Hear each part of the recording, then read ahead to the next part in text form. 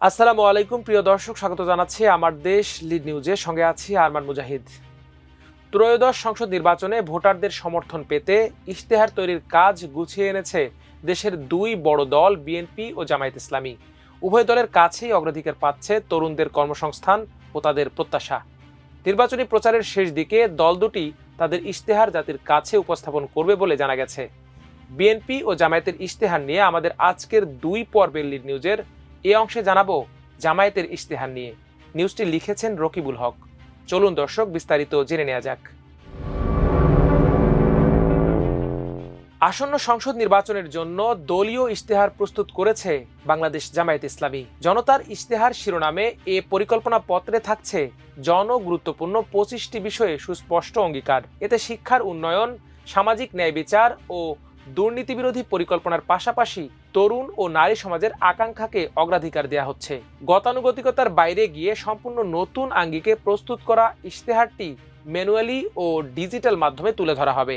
এটি ভোটারদের মাঝে চমকপ্রদভাবে উপস্থাপনের জন্য অত্যাধুনিক ডিজাইনের কাজ চলছে।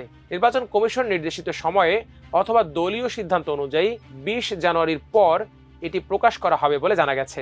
দলীয় সূত্র মতে জামায়াতের আমির ডক্টর শফিকুর রহমানের নির্দেশনা এবং সেক্রেটারি জেনারেল মিয়া গোলাম পরোয়ারের তত্ত্বাবধানে গঠিত দলীয় কমিটির মাধ্যমে বিভিন্ন বিষয়ে দেশি বিদেশি বিশেষজ্ঞদের পরামর্শ অনুযায়ী এরই মধ্যে প্রস্তুত করা হয়েছে নির্বাচনী ইশতেহার।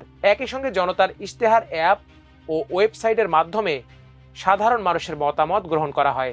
এসব মাধ্যমে অডিও ও ভিডিও সহ প্রায় 4,500 মতামত আসে। এসব মতামতের গুরুত্বপূর্ণ বিষয় ইশতেহারে তুলে ধরা হচ্ছে। অন্যান্য মতামত সংশ্লিষ্ট আর্কাইভে সংরক্ষিত থাকবে, যে কেউ সেটা দেখতে পারবেন। বিভিন্ন ইশতেহার প্রসঙ্গে জানতে চাইলে জামায়াতের সহকারী সেক্রেটারি জেনারেল এবং কেন্দ্রীয় প্রচার ও মিডিয়া বিভাগের প্রধান এহসানুল মাহবুব জুবায়ের বলেন, সর্বশেষ 2008 সালের নির্বাচনে ইশতেহার ঘোষণা করেছিল জামায়াত।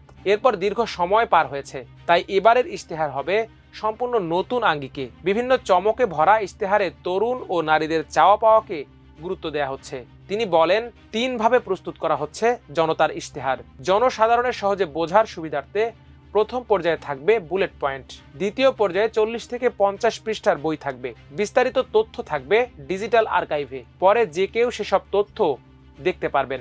ইশতেহারে উপস্থাপন করা অঙ্গীকারগুলো বাস্তবায়নের বিষয়ে সুনির্দিষ্ট টাইমলাইন দেওয়া হবে। এতে প্রথম 100 দিনের কর্মসূচি, 6 মাস এবং 1 বছর ইত্যাদি পর্যায়ে উল্লেখ করা হবে। এহসানুল মাহবুব জুবায়ের আরও বলেন, আমরা ইশতেহারটি ঘোষণার প্রস্তুতি নিয়ে রাখছি।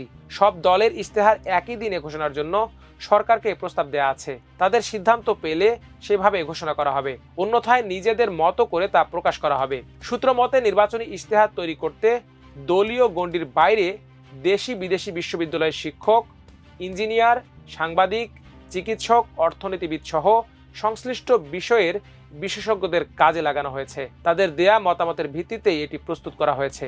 অতীতের যে কোনো ইশতেহারের চেয়ে এটি ভিন্ন প্যাটার্নের।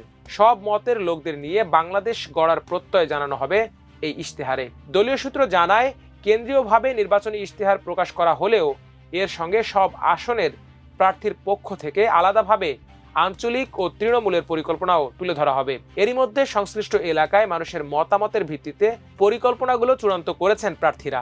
এ বিষয়ে কুমিল্লা 10 আসনের প্রার্থী ইয়াসিন আরাফাত বলেন, আমার নির্বাচনী এলাকার বিভিন্ন সমস্যার আলোকে উন্নয়নমূলক কর্ম পরিকল্পনা গ্রহণ করেছি। যেমন আমার এলাকায় ফায়ার সার্ভিস নেই। উপজেলা পর্যায়ে 10টি স্বাস্থ্য কমপ্লেক্স প্রতিষ্ঠা করা হবে। রাস্তাঘাটের উন্নয়নে যেসব বরাদ্দ হবে তার সব হিসাবের স্বচ্ছতা নিশ্চিত করা হবে। এভাবে শিক্ষা স্বাস্থ্যের উন্নয়নে বিভিন্ন পদক্ষেপ নেওয়ার কথা বলছি। তিনি বলেন, সবচেয়ে বড় বিষয় হলো এই এলাকা থেকে সবচেয়ে বেশি মানুষ কর্মসংস্থানের জন্য বিদেশে যান, তাই প্রবাসে কর্মসংস্থানে আগ্রহীদের যথাযথ প্রশিক্ষণের উদ্যোগ নেওয়া হবে। এছাড়া সামাজিক বিচার ব্যবস্থা এবং মাদক ও দুর্নীতির বিরুদ্ধে জিরো টলারেন্স ঘোষণা করব। ইশতেহারের বিষয়বস্তু সম্পর্কে জামায়াতের সহকারী সেক্রেটারি জেনারেল মৌলানা আব্দুল হালিম বলেন, এতে মৌলিক কিছু বিষয়ে গুরুত্ব দেওয়া হবে। এর মধ্যে শিক্ষার উন্নয়নের ক্ষেত্রে নৈতিক ও কর্মমুখী শিক্ষার কথা বলা হবে। ন্যায় বিচার নিশ্চিতের বিষয় তুলে ধরা হবে। নারীদের সম্মান ও মর্যাদার অগ্রাধিকার প্রতিষ্ঠা করা হবে। জুলাই বিপ্লবের পরিপ্রেক্ষিতে তরুণদের আকাঙ্ক্ষাকে প্রাধান্য দেওয়া হবে ইশতেহারে। সর্বোপরি এতে বিভাজনের রাজনীতি মুক্ত হয়ে সবাইকে নিয়ে ঐক্যবদ্ধভাবে দেশ গড়ার অঙ্গীকার থাকবে। দর্শক, আমাদের আজকের লিড নিউজের দ্বিতীয় পর্ব এখানে শেষ করছি। সবাই ভালো থাকুন, সুস্থ থাকুন, থাকুন আমার দেশের সঙ্গে। আল্লাহ হাফেজ।